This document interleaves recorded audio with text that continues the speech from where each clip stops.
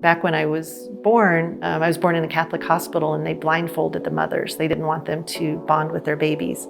So it wasn't until I was 26 years old that she realized she had a girl. I've been pro-life my whole life. I was adopted as a baby. Open adoptions weren't really a thing. The adoption was closed. I didn't know anything about my birth mother. I'd always wondered about her.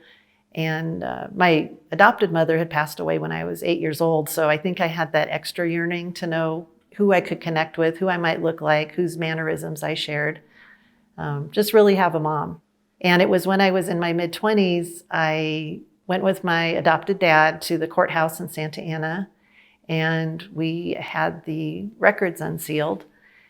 The clerk there said usually it takes several weeks. This was back in the days of microfiche. And she took down the information. We had a birth date for my birth mom, and I think we had her maiden name.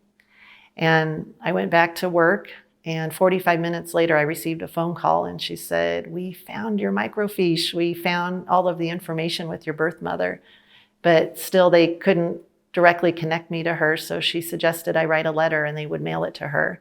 When I sent that letter off, I wrote in the letter that I, first of all, was so grateful that she found a family to adopt me and that I had a great childhood. I went into the reality of losing my adopted mom to cancer, but I said it was okay because I had a wonderful group of friends and their mothers really helped to raise me.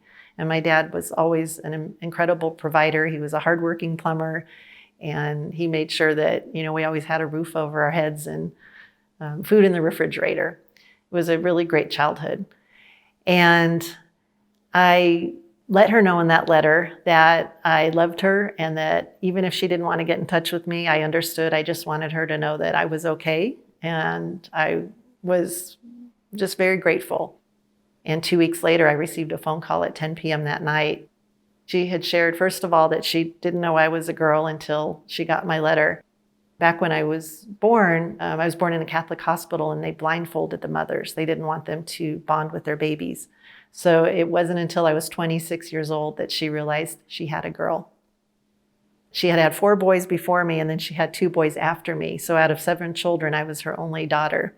So when I flew to meet her, she lived in Oregon at the time. So I took a little puddle jumper up to the small town in Oregon to meet her. And I told some of the ladies on the plane what I was doing.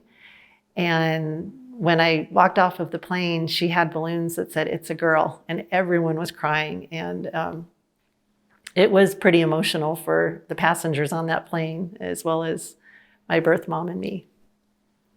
My birth mother called me one night just a few months ago and said that she had been watching some of the videos that Save the Storks had shared on our YouTube channel and Facebook platform. And she was going in for surgery the next day. It was major surgery. She had had some heart issues, and she said she wanted to tell me something. And she struggled with her words and said that she went down to Mexico when she found out she was pregnant with me. She was a married mom in San Diego, California. She had 4 young boys, a very strong Catholic, and she was going to college and went out to a bar, met a musician, and had a one-night stand. So this was not something that was acceptable. She was a good Catholic mom. So she and another friend who was facing an unplanned pregnancy decided to go to Mexico to have abortions. You see, this was back in 1966 when she conceived me, and abortions, of course, were not legal in the United States. So she drove to Mexico with her friend. It was about a 2-hour drive. On that 2-hour drive, something changed. Something in her heart and mind changed, and she decided not to go through with the abortion. But her friend did go through with the abortion, and I just think there's some other baby I'm going to see in heaven that didn't have that chance at life that I did. When my birth mother told me for the first time, and here I was about to turn 54 years old, so I've lived a good life, to find out that I was almost aborted really shook me up. I had trouble sleeping that night. The next day I came into the office and was telling a few people, but it still hadn't really sunk in that there was a really good chance that I could have been a statistic. I could have been one of those babies aborted. And I think I had a little bit of that survivor guilt. It's really hard to explain because, again, I think I'm still processing it. I'm still trying to understand why my life was spared. And so many millions of babies' lives are not spared. Reflecting on what my birth mother went through and that time she spent driving from California to Mexico, it just really brings me to present day, where women are traveling to other states to get the abortion, where their states are prohibiting it. And there's been a lot of criticism from the pro-choice community saying, you're not giving women options. It's too expensive. You're not making abortions accessible.